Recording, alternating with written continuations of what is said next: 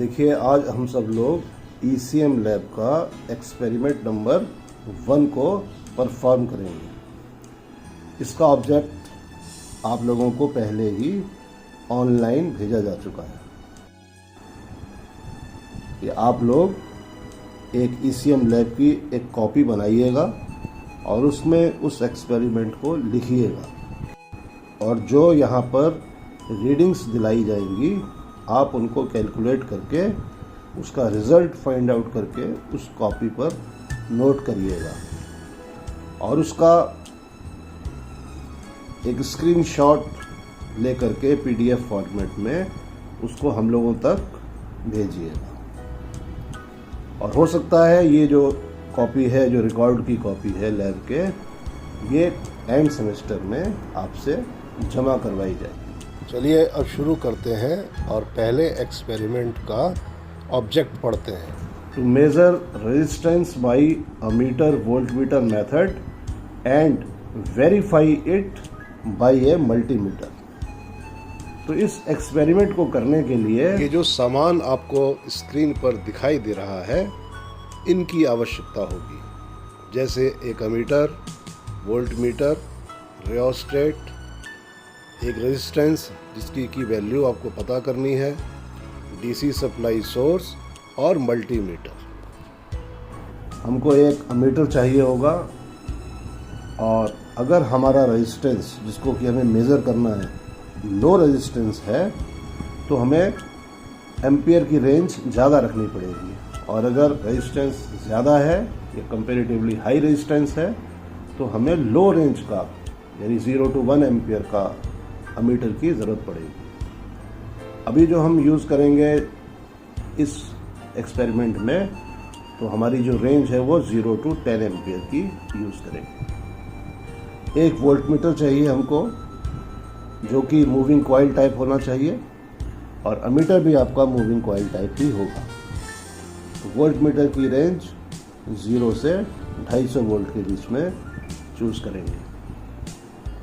एक रेजिस्टेंस चाहिए जिसकी की वैल्यू हमें निकालनी है और हम एक रियोस्टेट को यूज़ कर रहे हैं और उसकी वैल्यू को हम लोग मेज़र करेंगे। हमको मेज़रमेंट करने के लिए DC सप्लाई की ज़रूरत पड़ेगी क्योंकि DC सप्लाई में ज़्यादा एक्यूरेसी आती है और AC के अंदर स्किन इफेक्ट, इंडक्टेंस वगैरह होते हैं जिसकी वजह से रिज़ल्ट एक्यूरेट नहीं आते हैं।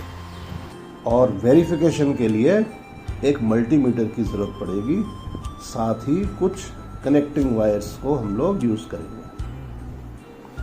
स्क्रीन पर आपके सामने इस एक्सपेरिमेंट का सर्किट डायग्राम प्रदर्शित किया जा रहा है जिसमें एक अमीटर सीरीज़ में, एक वोल्टमीटर पैरेलल में और जो रेजिस्टेंस हमें निकालना है ZZZ से दिखाया गया है और एक वेरिएबल वोल्टेज सप्लाई भी इसमें दिखाई दे रही है। हम जानते हैं ओम के नियम के अनुसार V = IR होता है, यानी वोल्टेज और करंट प्रोपोर्शनल होते हैं। तो वोल्टेज हम वोल्टमीटर से मेज़र करेंगे, करंट हम अमीटर से मेज़र करेंगे और R को निकालने के लिए क्या करेंगे, V/I इस फॉर्मूले में रखेंगे और वैल्यूज़ को निकालते चलेंगे। ठीक है, तो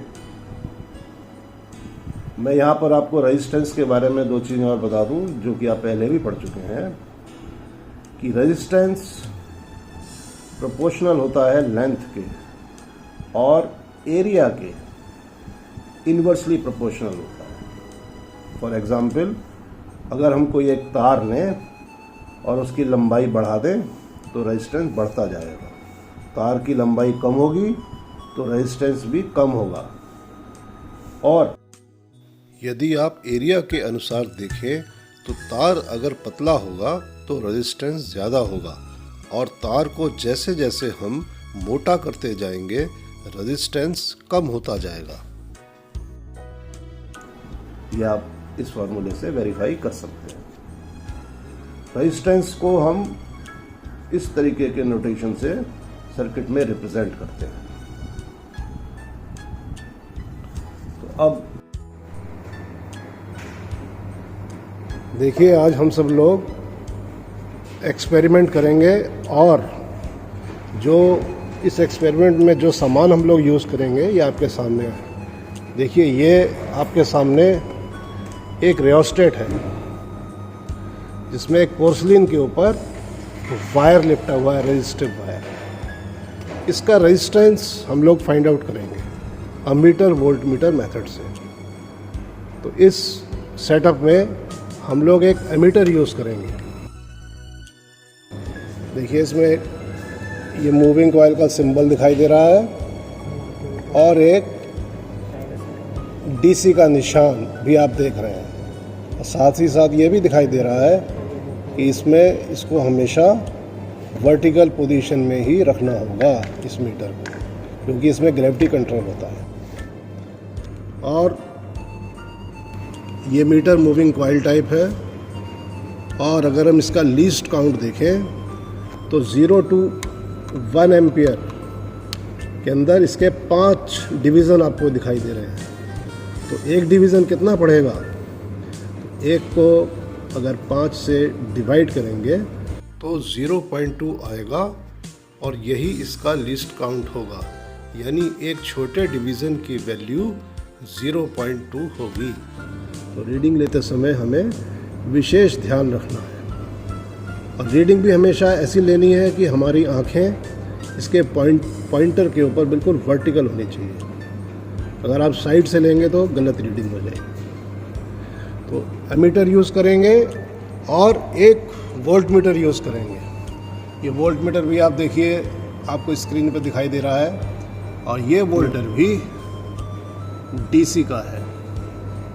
मूविंग कॉइल टाइप इंस्ट्रूमेंट है, इसका सिंबल बना देख रहे हैं आप और डॉट का निशान ये बताता है कि ये भी डीसी में यूज़ करते हैं।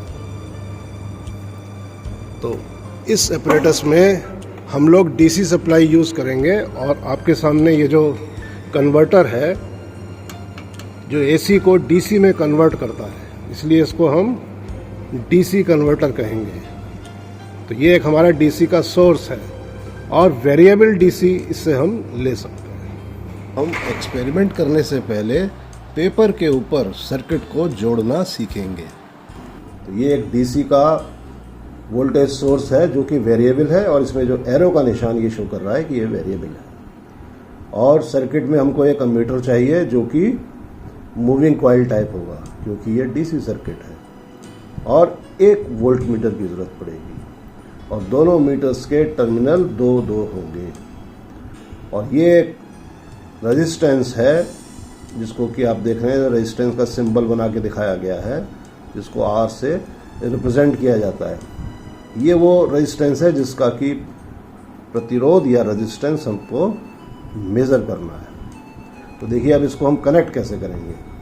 तो सबसे पहले सर्किट डायग्राम्स के अंदर आपको ये याद रखना है कि सीरीज सर्किट को पहले लगाएंगे।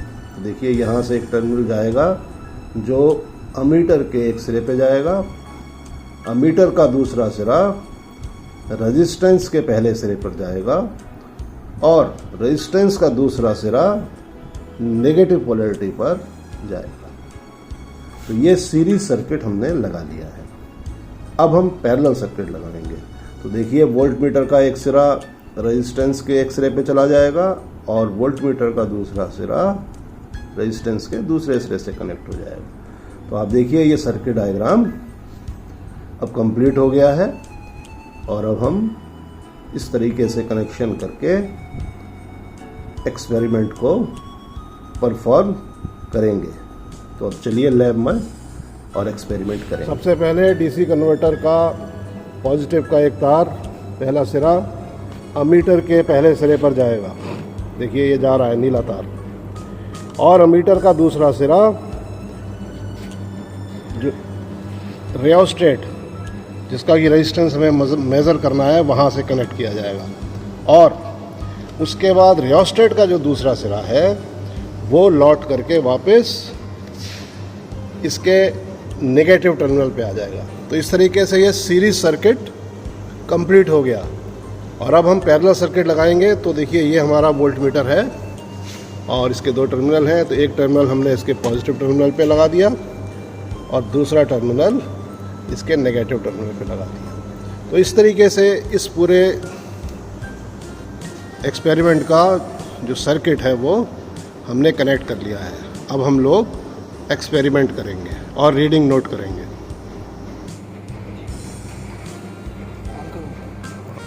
तो देखिए अब हम एक्सपेरिमेंट शुरू कर रहे हैं और हमने डीसी को ऑन कर दिया।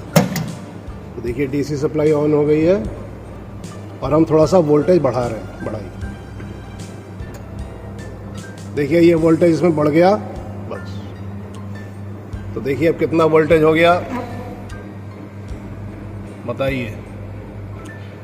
अच्छा, इस वोल्ट मीटर का जो लीस्ट काउंट है वो भी हम पहले पता लगा लेते हैं। देखिए 0 से 50 के बीच में 10 डिवीज़न है, यानी 50 को अगर हम 10 से डिवाइड करें तो 5 वोल्ट आता है, यानी कि एक छोटा डिवीज़न या एक डिवीज़न 5 वोल्ट पढ़ेगा। तो अभी इस समय आपके सामने देखिए कितना पढ़ रहा है, 4 डिवीज़न पढ़ रहा है, तो 20 वोल्ट हो गया। तो हम ये रीडिंग 20 वोल्ट इस पर नोट कर लेते हैं।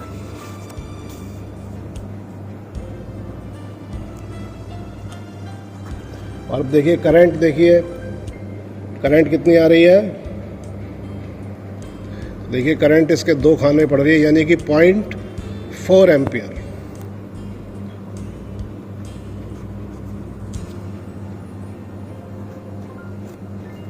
अब हम सेकंड रीडिंग लेंगे और वोल्टेज बढ़ाएंगे। देखिए अब कितना हो गया, 40 वोल्ट करीब हो गया। देखिए हमने सेकंड रीडिंग नोट करी 40 वोल्ट। और करंट देखिए, करंट लगभग पूरी 1 एम्पियर है। देखिए हमने ये नोट कर लिया 1 एम्पियर। नेक्स्ट तीसरी रीडिंग बस। तो देखिए अब वोल्ट मीटर की रीडिंग कितनी हो गई, 70 वोल्ट। देखिए अब हम 70 वोल्ट इसको लिख रहे हैं। और करंट देखिए कितनी हुई, 0.8 करीब हो रही है। देखिए यहाँ हमने लिख लिया 1.8 एम्पियर। ये रीडिंग है 1.8। नेक्स्ट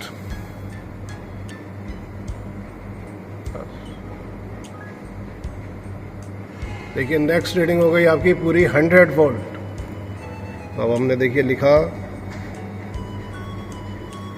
100 वोल्ट और रीडिंग हो गई 2.4 एम्पियर।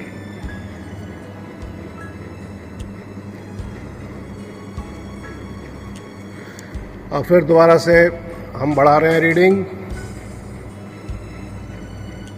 4 रीडिंग लेनी है बस।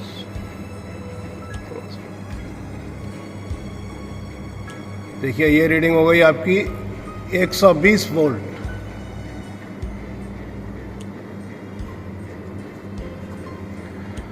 और अमीटर की रीडिंग 3 एम्पियर।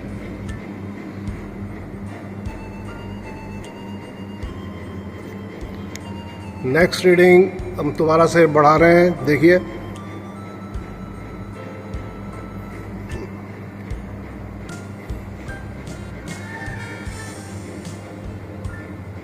एक 135 वोल्ट।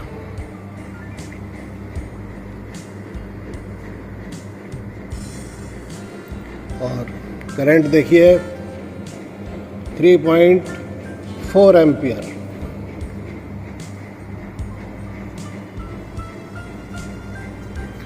नेक्स्ट रीडिंग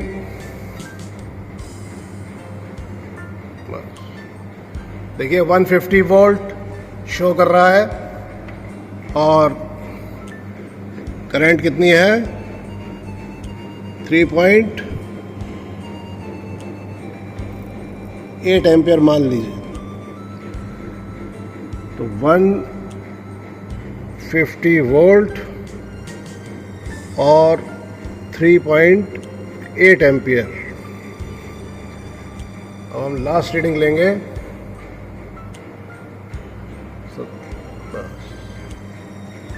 देखिए ये 165 वोल्ट दिखा रहा है, 165 वोल्ट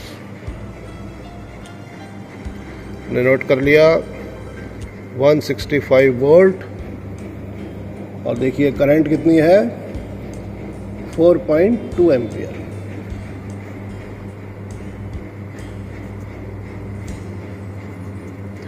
इस तरीके से ही हमने ये रीडिंग्स ले ली हैं और अब हम वोल्टेज को ज़ीरो कर रहे हैं और कन्वर्टर को ऑफ कर देते हैं। अब हम लोग इसको कैलकुलेट करेंगे और ये जो टेबल आपके सामने है ये रीडिंग्स की, ये आप लोग इसको नोट कर लीजिएगा। तो अब हम लोगों ने जो रीडिंग्स ले ली हैं ये स्क्रीन पर आपके सामने दिखाई दे रही हैं और हम इसको ऑब्जर्वेशन टेबल में नोट करेंगे और इसका सब रीडिंग्स का रेजिस्टेंस निकाल के, और क्योंकि 8 रीडिंग हमने ली हैं तो उन 8 को रेजिस्टेंसेस 8 रेजिस्टेंसेस को जोड़कर उसको 8 से भाग दे देंगे तो एवरेज रेजिस्टेंस हमारा निकल आएगा। और इस रेजिस्टेंस को हम लोग वेरीफाई करेंगे मल्टीमीटर से, ये भी अभी आपके सामने किया जा रहा है। और उसके बाद हम लोग एक ग्राफ बनाएंगे। तो देखिए ग्राफ में ये वाई एक्सिस और ये एक्स एक्सिस हमने बनाई है। यहाँ पर हम वोल्टेज रख लेते हैं और यहाँ पर हम करंट ले लेंगे। और हमको मालूम है कि वोल्टेज और करंट ओम्स लॉ के हिसाब से आइडियल कंडीशन में बिल्कुल जो रेजिस्टेंस होता है, रेजिस्टेंस की लाइन वो बिल्कुल लगभग स्ट्रेट लाइन होती है। ये एक आइडियल कंडीशन होती है। लेकिन जब हम एक्सपेरिमेंट कर रहे हैं तो हम लोग जो ग्राफ बनाएंगे तो देखिए इस तरीके से रीडिंग्स आती हैं। मान लीजिए पहली रीडिंग ये है आपकी और कुछ इस तरीके से पॉइंट्स बीच में आ जाते हैं। तो आपको इसी तरीके से एक ग्राफ बना के दिखा देना है और अपनी कॉपी पर शो करना है। तो देखिए अभी हमने जो एक्सपेरिमेंट किया है उसकी जो रीडिंग्स ली हैं अमीटर वोल्ट मीटर मेथड से, उसको आप लोग कैलकुलेट करेंगे और हम एक मल्टीमीटर से रीडिंग लेके इसको वेरीफाई करेंगे। तो मल्टीमीटर की रीडिंग अभी आप नोट करेंगे। नापिए। देखिए अब हम मल्टीमीटर से इसको नाप रहे हैं और देखिए क्या रीडिंग आ रही है, आप नोट करिएगा। तो आप नोट कर लीजिए मल्टीमीटर से जो हमारी रेजिस्टेंस की वैल्यू आ रही है वो है 40.2 ओम्स। ठीक,